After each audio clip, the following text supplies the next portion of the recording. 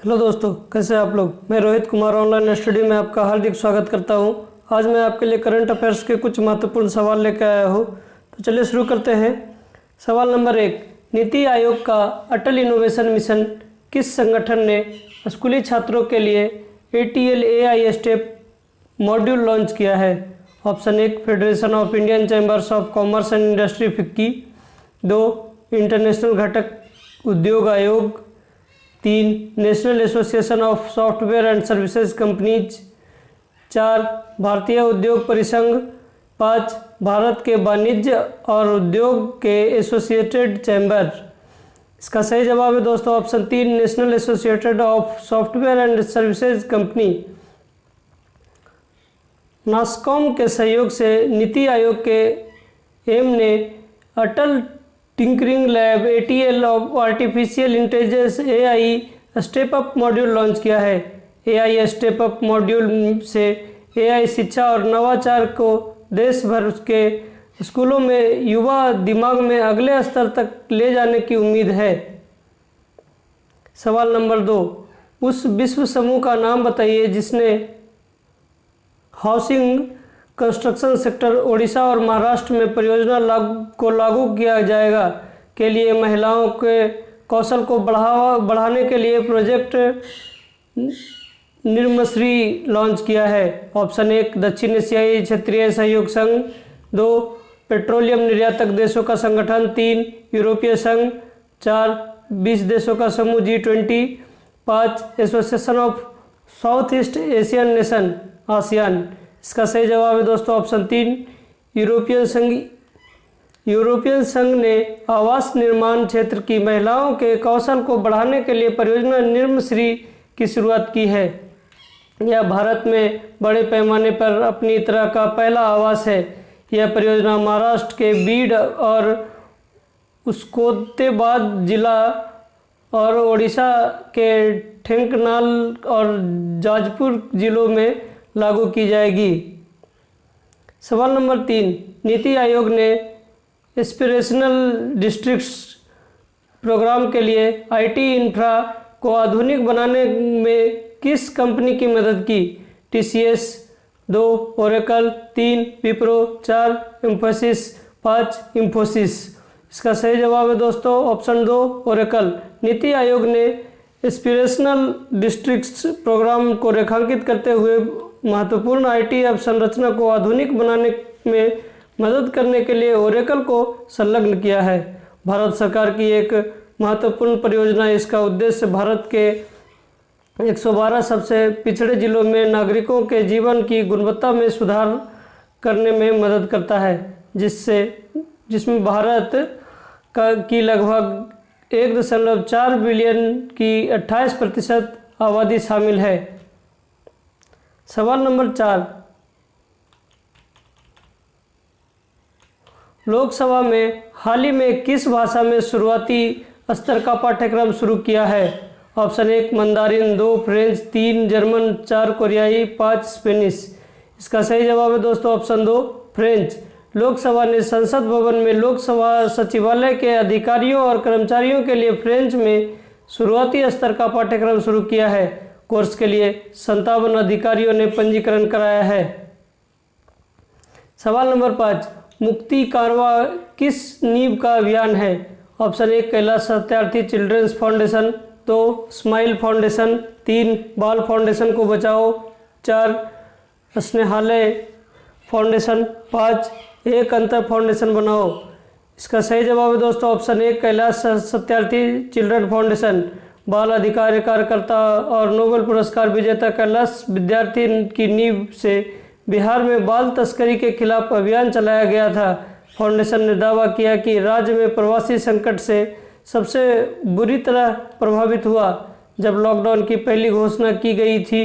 Kailash Satyarthi children foundation KSCF द्वारा आयोजित एक वेबिनार को लेकर मुक्ति कारवा, जो एक अभियान है जो देश के विभिन्न हिस्सों में कई वर्षों से चल रहा है, बिहार में डिजिटल रूप से शुरू किया गया था। सवाल नंबर 6, भारतीय रिजर्व बैंक द्वारा केंद्र सरकार को लाभांश के रूप में कितनी राशि स्वीकृत की गई थी। ऑप्शन 1, 45,842 करोड़ रुपया। 2 78,541 करोड़ रुपया। 3 57,128 करोड़ रुपया। 4 75,142 करोड़ रुपया। 5 55,248 करोड़ रुपया। इसका सही जवाब है दोस्तों ऑप्शन 3 57,128 करोड़ रुपया। राज्यपाल शक्तिकांता दास की अध्यक्षता में आरबीआई के केंद्रीय बोर्ड की 584वीं बैठक ने केंद्र सरकार को लाभांश वर्ष 2019-20 के लिए अधिशेष में 57,128 करोड़ रुपए के हस्तांतरण को मंजूरी दी। बोर्ड ने 5.5% पर आकस्मिक जोखिम बफर को बनाए रखने का निर्णय लिया है। सवाल नंबर 7, अलीगढ़ नगर निगम के पहले राष्ट्रीय ब्रांड एम्बेसडर कौन बने हैं? ऑप्शन 1 शहजान मुजीब। 2 सनी हिंदुस्तानी। 3 रोहित राउत। 4 एंड्रीज घोष। 5 अंकोना मुखर्जी। इसका सही जवाब है दोस्तों option 1 Shahnaz Mujeeb. Indian idol season 11 finalist और Oscar nominated playback singer Shahzan Mujeeb Swachh Bharat अभियान के लिए नेशनल और इंटरनेशनल लेवल पर अलीगढ़ म्यूनिसिपल कॉरपोरेशन के पहले एवर नेशनल ब्रांड एम्बेसडर बने। वह एक संगीतकार और संगीत निर्देशक भी हैं। उनकी फिल्म गेरा ने सर्वश्रेष्ठ गुजराती फिल्म का राष्ट्रीय पुरस्कार जीता है। सवाल नंबर 8, इसरो के साथ किस संस्थान ने चंद्रमा की सतह पर स्पेस ब्रिक्स नाम की ईंट जैसी संरचना बनाने के लिए एक अस्थायी प्रक्रिया विकसित की? ऑप्शन 1 भारतीय प्रौद्योगिकी संस्थान इंदौर। 2 भारतीय विज्ञान संस्थान बेंगलुरु। 3 भारतीय प्रौद्योगिकी संस्थान बॉम्बे। 4 भारतीय प्रौद्योगिकी संस्थान रोपड़। 5 Indian institute of astrophysics Bengaluru. इसका सही जवाब है दोस्तों ऑप्शन 2 भारतीय विज्ञान संस्थान बेंगलुरु।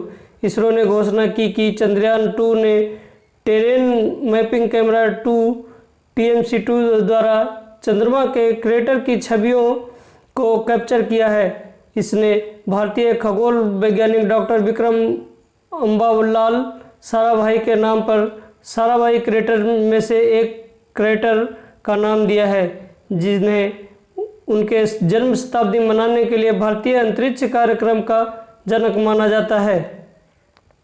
सवाल नंबर 9, भारत के राष्ट्रीय स्टॉक एक्सचेंज और किस संस्थान ने संयुक्त रूप से इन्वेस्टर एजुकेशन PIE के लिए प्लेटफॉर्म विकसित और लॉन्च किया है? ऑप्शन 1 भारतीय प्रबंधन संस्थान अहमदाबाद। 2 भारतीय प्रबंधन संस्थान बेंगलोर। 3 भारतीय प्रबंधन संस्थान लखनऊ। 4 भारतीय प्रबंधन संस्थान कलकत्ता। 5 भारतीय प्रबंधन संस्थान इंदौर। इसका सही जवाब है दोस्तों ऑप्शन 2 भारतीय प्रबंधन संस्थान बेंगलोर। NSE, IPFT और IIMB ने एक ऑनलाइन निवेशक शिक्षा संसाधन केंद्र के लिए प्लेटफॉर्म फॉर इन्वेस्टर एजुकेशन को संयुक्त रूप से विकसित और लॉन्च किया है। PIE वीडियो, ऑडियो और अन्य डिजिटल मीडिया प्रारूपों के माध्यम से निवेशक शिक्षा को सरल तरीके से प्रदान करने के लिए एक अनूठा मंच के रूप में काम करेगा।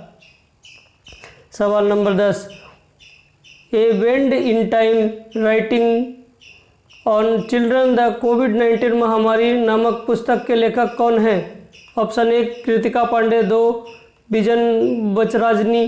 3 अवनी दोषी। 4 रुडयार्ड किपलिंग। 5 Jim Corbett. इसका सही जवाब है दोस्तों ऑप्शन 2 बिजल बचरजानी।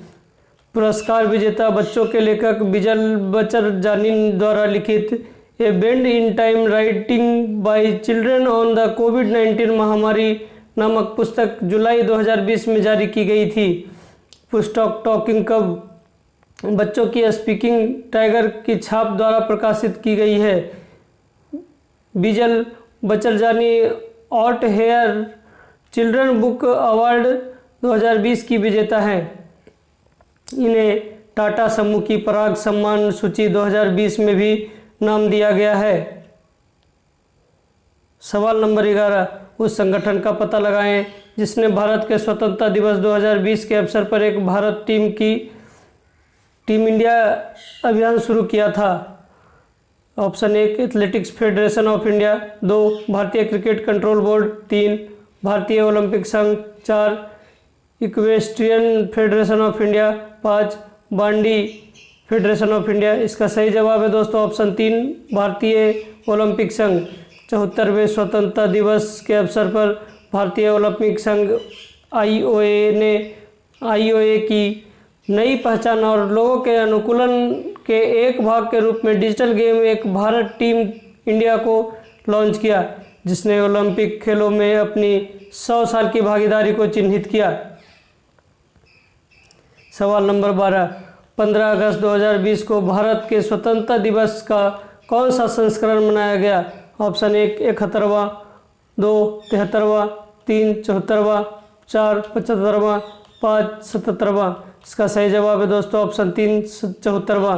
15 अगस्त 2020 को ब्रिटिश राज के शासन से भारत की स्वतंत्रता को चिन्हित करने के लिए दुनिया भर के भारतीय 15 अगस्त 2020 को 74वां स्वतंत्रता दिवस मनाते हैं। यह दिन स्वतंत्रता सेनानियों के बलिदान को याद करने और राष्ट्रीय सुरक्षा सुनिश्चित करने के लिए सशस्त्र बलों, अर्धसैनिक बलों और पुलिस बलों के लोगों को श्रद्धांजलि देने के लिए मनाया जाता है।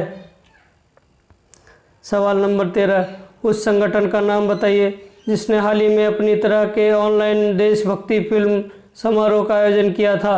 ऑप्शन 1 भारतीय फिल्म निर्माण निगम, 2 राष्ट्रीय विकास निगम, 3 फिल्म के लिए राष्ट्रीय निगम, 4 राष्ट्रीय फिल्म निर्माण निगम, 5 उपरोक्त में से कोई नहीं। इसका सही जवाब है दोस्तों ऑप्शन 2 राष्ट्रीय फिल्म विकास निगम। राष्ट्रीय फिल्म विकास निगम ने अपनी तरह का पहला ऑनलाइन देशभक्ति फिल्म समारोह आयोजित किया, जो 7 अगस्त 2020 से शुरू हुआ और 21 अगस्त 2020 तक चला। फिल्म फेस्टिवल में उच्च गुणवत्ता की स्वतंत्रता दिवस पर प्रदर्शित होने वाली वेबसाइट पर देशभक्तिपूर्ण फिल्में प्रदर्शित होगी। सवाल नंबर 14, रक्षा उत्पादन विभाग डीडीपी के स्वदेशीकरण पोर्टल का नाम बताएं जिसने हाल ही में रक्षा मंत्री राजनाथ सिंह ने लॉन्च किया था? ऑप्शन 1 समर्थ, 2 समाधान, 3 परिवेश, 4 सृजन, 5 उपरोक्त में से कोई नहीं। इसका सही जवाब है दोस्तों ऑप्शन 4 सृजन।